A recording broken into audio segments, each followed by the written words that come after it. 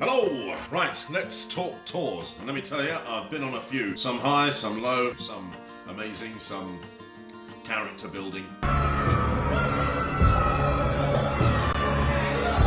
Some things in between. And now I'm on this one. How does it match up? Is it the big dream I'd always wished it would be? Mummy, you'd be so proud.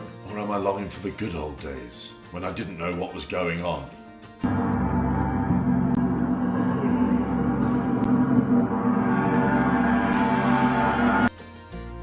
So let's compare, contrast, and maybe spill a little bit of behind-the-scenes tea.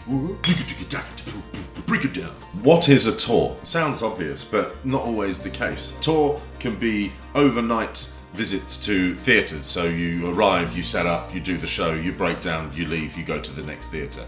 A tour can be new venues like that all the time. A tour can also be a week in each place, like we're doing. So we're a week here, a week there, a week in the next place, moving on, and you can develop up a bit of movement that way.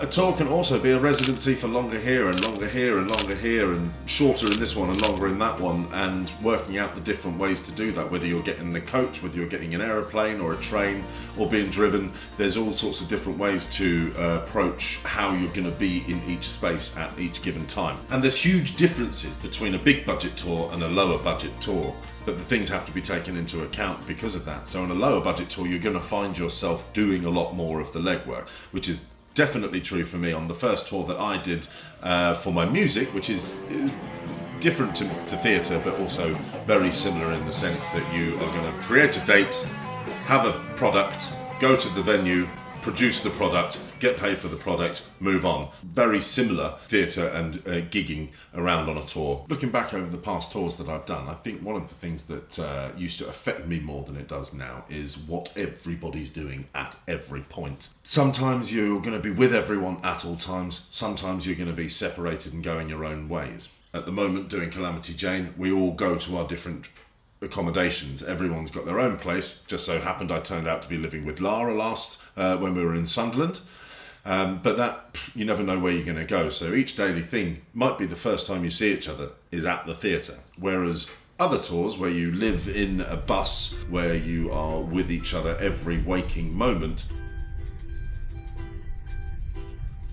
and other times space can't be given when it is needed. I think being able to be autonomous with your time and know when you should be with people or when you need to hang out by yourself is an important thing and should be communicated wisely with everybody that's around you, so that you can have a least stressful time and not get too held up in your mind whilst on the road and away from loved ones for a long time. There's always challenges on a tour, and I think for me on this tour the biggest challenge I have faced is trying to work out when to book a train to somewhere. Usually I've had that done for me. Eating a breakfast fit for a king. Oh, look at him, isn't he so special? Gets told where to be and at what time and doesn't need to worry about anything else. Well, I'm sorry. That was how it was. Now, I'm having to book my trains, I'm having to book my accommodation, and remembering what I've done. I've got spreadsheets on the left, I've got pieces of paper on the right. I've almost re-bought train tickets, but I've already bought them in the past because I needed to be aware of what I was to get the cheaper ticket. So it's a bit of a messy head time with that. I find that difficult on this tour. If I could go back to my first tour and give myself some advice, it would be quite simply pack less. Well, you've had a good shop, haven't you? Yeah.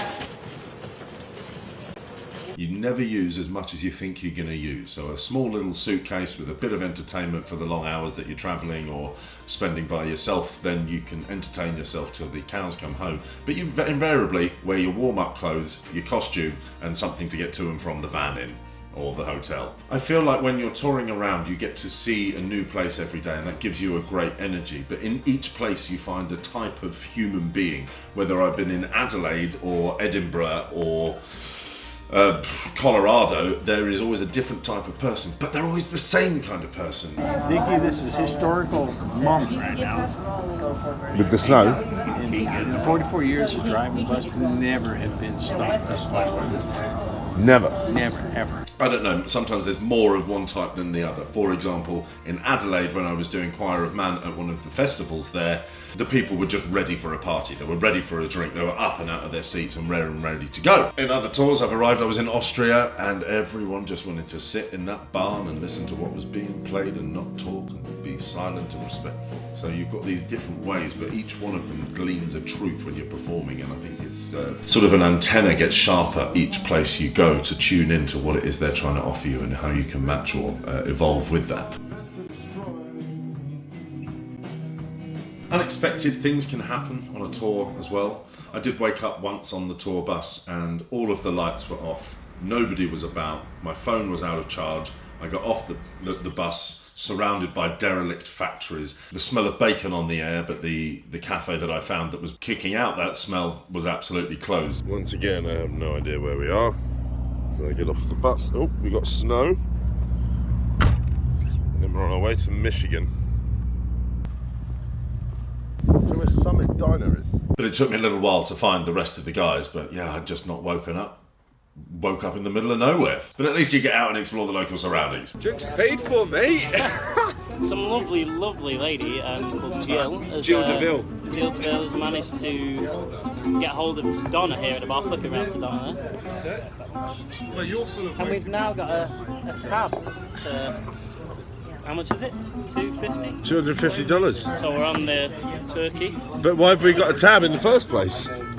Quite a man, isn't it? So one tour that I was involved in for my own album, Under the Alcohol of Influence. Clang! Sorry. I had to find the venues, I had to ring each place up, I had to get a translator because we were doing a European tour and I couldn't speak proper German or Bratislavan or Latvian or any of these places that we were going to, and so I had to have some help there. Then obviously there's trying to get the vehicle, get everybody in it, everybody's gear, everything pack tested, everything legal to be going through all the countries, making sure everybody's got their passports. When are we going to be staying in the van? When are we going to be driving through the night? When are we going to be staying in a hostel? Timings and crossings to getting over the ferry and all things like that. Petrol, food, so there's a load of things that you have to take on board, which I then found tough to be going out and performing because you've constantly got a tour manager's mindset where you're going, right, I need to make sure that the merchandise table is set up. Right, they wanted us to get there at 7, so we need to get there at 6:30 to make sure we're ready for the unload and getting that done there. Okay, hi there, my name's Richard. Yes, that's right, we're doing the band thing here. We're just going to set up, no problem there. Yeah, would you like a drink, lads? Okay. I'm hungry after this, more soup than goulash. You can ask and we will do it, okay? Oh, you're all a bit pissed. Right, anyway, let's get the stuff back in the van and get on the road. Oh, and by the way, I wrote all of these songs and now I need to perform them. Like, it was a big head mash to try and achieve all of that. So when you then get to a bigger budget tour, things like that are taken care of. So there was a tour that I went on with the Choir of Man across the USA. It was booked to be a 26-state tour, and then COVID went and got in the way. China has identified the cause of the mysterious new virus, coronavirus. But we did manage to do about 3 months of that tour, and that was a very, very different experience entirely. We were on an actual tour bus going around. I didn't have to do anything with the booking of the venues. I didn't have to do anything with the setting up of the gear. I didn't have to change the batteries in the microphone. My job at that point was to turn up at warm-up at 5 o'clock, get warmed up and ready.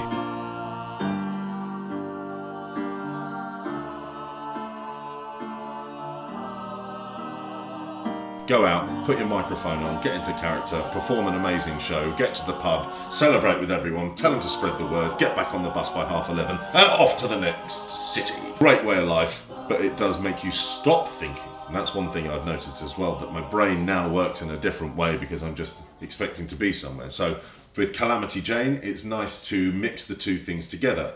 I still get told to be somewhere at 5 p.m. for warm-up, but it's me who's planning on how to get there and get my own food and get my own things sorted out, whereas the theatre in the past have given you dinner. Although in America, there was one place we went to, I think it was in Texas, where they didn't understand what a vegetarian was. So when we said we have 2 vegetarians on the tour, poor old Pete and Matt were presented with a pepper and uncooked broccoli, whilst we had chicken ribs, all these wonderful things, and bless them, they're like, are you the vegetarians? There's a lot to talk about with health being on a tour, because your sleep patterns are messed up. You're not at home with your home creature comforts. You're away from loved ones, so you've got this different energy going about you, but you're in this small bubble storming through different towns and cities and countries, spreading the word of your show, whatever that may be.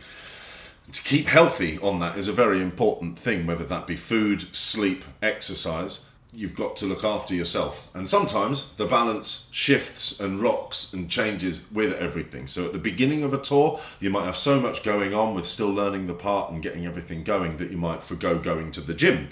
But then you need to realise, well, I need to eat properly, because then the sleep deprivation of working all the long hours really starts to take effect, and burning the candle at both ends meets in the middle. And there's been times where I've been caught out by that, and I had a massive tooth infection. Some say I looked like Stan from American Dad. Hi, Francine. I think I look more like that now, actually. Hi, Francine. So yeah, there's many different things to look at when you're being on tour, and many different styles of tour. But I did just want to express what it's like being on this tour and that tour. So there we have it. That is a comparison of some of the tours that I've been on. Next stop, Woking.